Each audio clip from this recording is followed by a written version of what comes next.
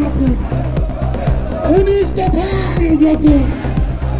তীব্রতায় যখন লক্ষ লক্ষ বাংলাদেশের দোকানে দেখে যে পুষবেন না খাই না লক্ষ লক্ষ রোহিঙ্গার দোকানে দেখে যে পুষবেন না খাই না আমলে এটা টেন্ডারি ছিল সেটা বামফ্রন্ট আমলে যে জমিটাকে দখল করে সেখানে টাউন হল করা হয়েছে আমরা বিরোধিতা করিনি টাউন হল থাকুক আমরা বিরোধিতা করিনি কিন্তু গতকাল মাননীয় মুখ্যমন্ত্রী মহোদয়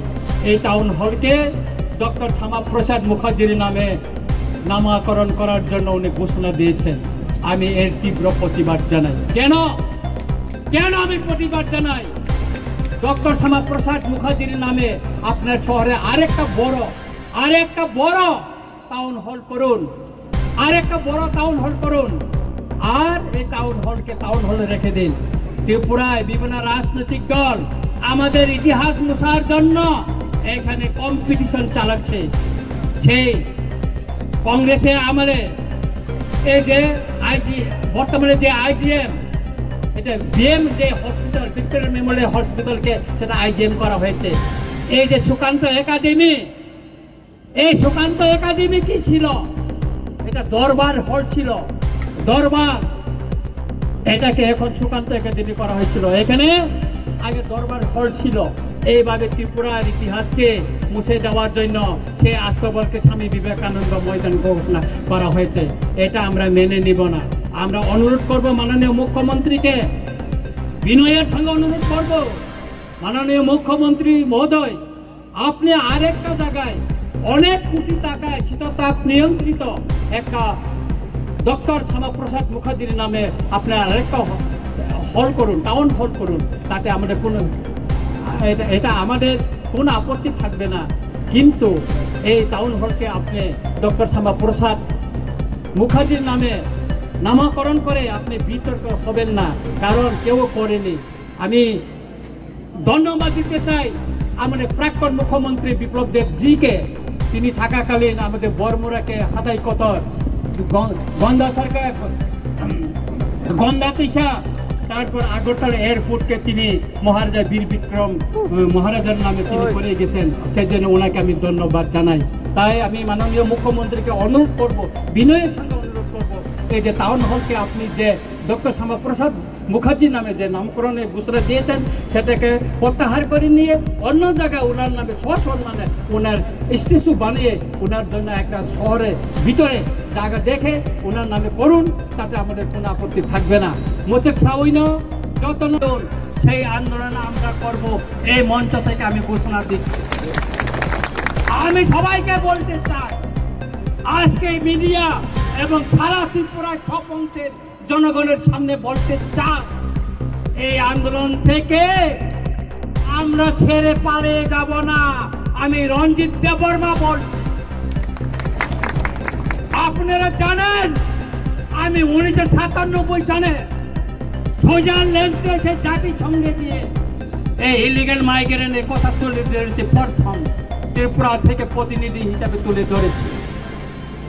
নিশ্চয়ই আপনারা জানেন আজও আমি এই অবৈধ তৎকালীন পূর্ব পাকিস্তান আধুনিক বাংলাদেশ থেকে আগত বেআইনি অনুপ্রবেশকারীদের শনাক্ত করে তাদের দেশে সসম্মানে পাঠানোর জন্য আমি লড়াই করে যাচ্ছি এবং করে যাব কাকুরা বকুরা আং অকক সানানি সিকাং তিনি চিনি ও পান্ডাও চিনি বরম গোনাं মহানন্দ বাবু তিনি নরনি তৈফাং তেরো ফাই मानजाफैका चिनी काउन्सिल त्रिपुरा हदानि बरम गोनां वीरेन्द्र त्रिपुरानो कबै गोबांमा हदानि चिनी अकारारो फाइसक फैका गोबांमा चिनी सिभिल ससाइटिनि बरक फैका गोबांमा चिनी एनजिओसनि बरक फैका गोबांमा बरक যারা রাজনৈতিক পতাকা তলাওয়া ফাইনালি নাইয়া তিনি ওর পতাকা করে কোন রাজনৈতিক দল নেই পতাকা নেই আজকে আমাদের এই আজকে সমাবেশে কোন রাজনৈতিক দলের পতাকা নেই শুধু জাতীয় পতাকা নিয়ে আমরা আন্দোলন কারণ আমাদের এই ইস্যুটা হচ্ছে জাতীয় ইস্যু এই জাতীয় ইস্যুকে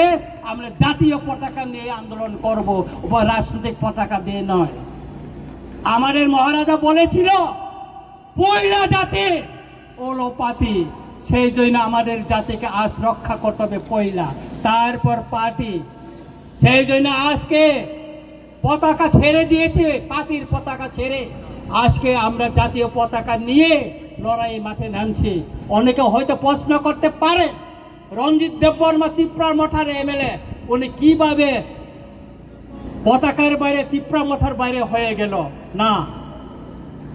আমি আজকে এখানে ত্রিপুরা মঠার এমএলএ হিসেবে আসিনি, আমি সাধারণ জনগণ হিসাবে, জনপ্রতিনিধি হিসাবে আমি এখানে এসেছি। এই লড়াই সর্ব অংশের জনগণকে নিয়ে লড়াই। এখানে বাঙালি, পাহাড়ি, মুসলিম, খ্রিস্টান, বুদ্ধিস্ট, হিন্দু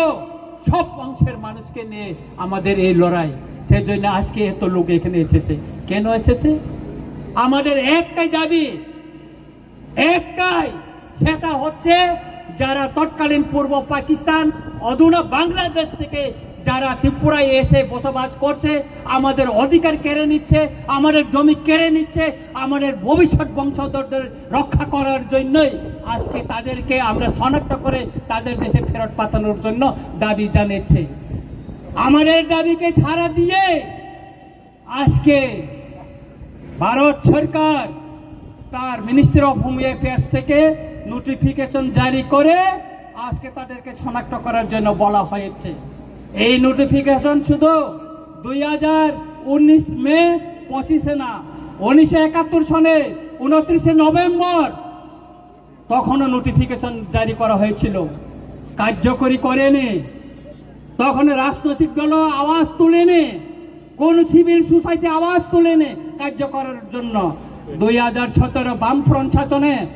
এই নোটিফিকেশন জারি করা হয়েছিল, কিন্তু তখন এটা লুকিয়ে রাখা হয়েছিল, কাউকে জানতে দেয়নি। তারপর 2021-এ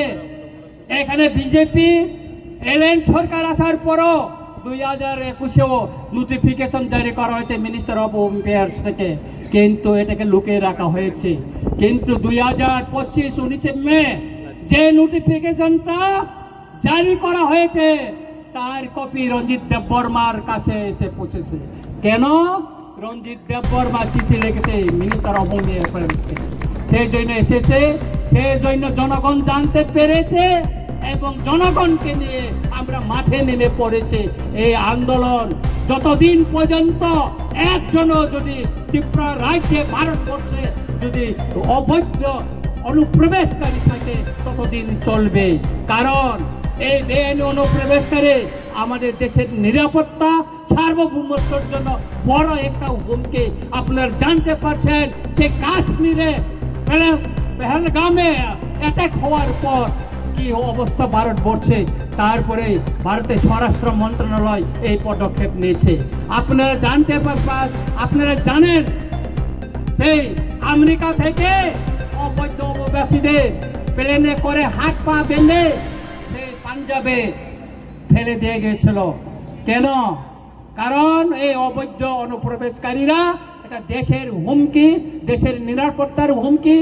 দেশের সার্বভৌমত্বের হুমকি। সুতরাং আমি সবাইকে অনুরোধ করব